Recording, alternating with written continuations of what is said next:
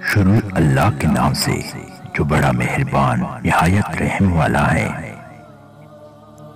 امام احمد بن حنبل رحمۃ اللہ علیہ فرماتے ہیں، جتنے فضائل علی بن ابی طالب رضی اللہ تعالیٰ عنہ کے احادیث میں آئے ہیں، اتنے فضائل کسی دوسرے صحابی کے نہیں آئے۔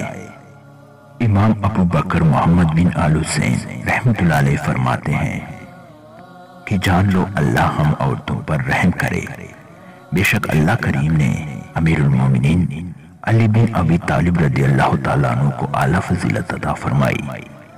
خیبر میں آپ کی پیش قدمی عظیم ہیں اور آپ کے مناقب بہت زیادہ ہیں۔ آپ عظیم فضیلت والے ہیں، آپ جلیل القدر اعلیٰ مرتبہ اور بڑی شان والے ہیں۔ آپ رضی اللہ تعالیٰ عنہ رسول اللہ صلی اللہ علیہ وآلہ وسلم کے چچا زاد بھائی حسن اور حسین کے ابا، مسلمانوں کے مرد میدان رسول اللہ صلی اللہ علیہ وآلہ وسلم کا دفاع کرنے والے، ہم پناہ لوگوں سے لڑنے والے، امام عادل، زاہد، دنیا سے بے نیاز اور آخرت کے طلبگار، متبع حق، باطل سے دور اور ہر بہترین اخلاق والے ہیں۔ اللہ و رسول آپ سے محبت کرتے ہیں اور آپ اللہ و رسول سے محبت کرتے ہیں۔ آپ ایسے انسان ہیں، آپ سے متقی مومن ہی محبت کرتا ہے اور آپ سے صرف منافق بد نصیب ہی بغض رکھتا ہے۔ عقل، علم، بردباری اور ادب کا خزانہ ہے۔ رضی اللہ تعالی عنہ۔ رسول اللہ صلی اللہ علیہ وآلہ وسلم نے فرمایا، جس نے علی رضی اللہ تعالیٰ عنہ کو تکلیف دی، اس نے مجھے تکلیف دی۔ ایک دفعہ بعض لوگوں نے سیدنا علی رضی اللہ تعالیٰ عنہ کی شکایت کی تو رسول اللہ صلی اللہ علیہ وآلہ وسلم نے خطبہ ارشاد فرمایا، لوگو علی کی شکایت نہ کرو، اللہ کی قسم بے شک وہ اللہ کی ذات یا اللہ کے راستے میں بہت خشیت خوف رکھتے ہیں۔ سیدنا عمران بن حسین رضی اللہ تعالیٰ عنہ سے روایت ہے کہ نبی کریم صلی اللہ علیہ وآلہ وسلم نے فرمایا، بے شک علی مجھ سے ہیں اور میں ان سے ہوں اور ہر مومن کے ولی ہیں۔ سیدنا زید بن ارقم رضی اللہ تعالیٰ عنہ سے روایت ہے کہ نبی کریم صلی اللہ علیہ وآلہ وسلم نے فرمایا، جس کا میں مولا ہوں تو علی اس کے مولا ہیں۔ ایک دفعہ سیدنا علی رضی اللہ تعالیٰ عنہ بیمار ہو گئے تو نبی کریم صلی اللہ علیہ وآلہ وسلم نے آپ کے لیے دعا فرمائی، اے اللہ اسے عافیت یا شفا عطا فرما۔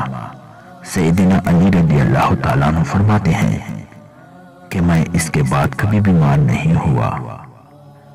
سیدنا ابو بکر صدیق رضی اللہ تعالیٰ عنہ نے فرمایا، سیدنا محمد صلی اللہ علیہ وآلہ وسلم کی رضامندی آپ کے اہل بیت کی محبت میں تلاش کرو، یعنی جو شخص سیدنا علی، سیدنا حسین، سیدنا حسن رضی اللہ تعالیٰ عنہ اور تمام صحابہ کرام سے محبت کرتا ہے تو قیامت کے دن وہ نبی کریم صلی اللہ علیہ وآلہ وسلم کا ساتھی ہوگا۔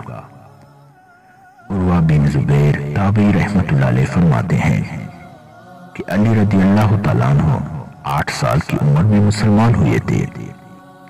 سیدنا عبداللہ بن مسعود رضی اللہ تعالیٰ عنہ فرماتے ہیں، ہم باتیں کرتے تھے کہ اہل مدینہ میں سب سے افضل علی بن ابی طالب رضی اللہ تعالیٰ عنہ ہیں۔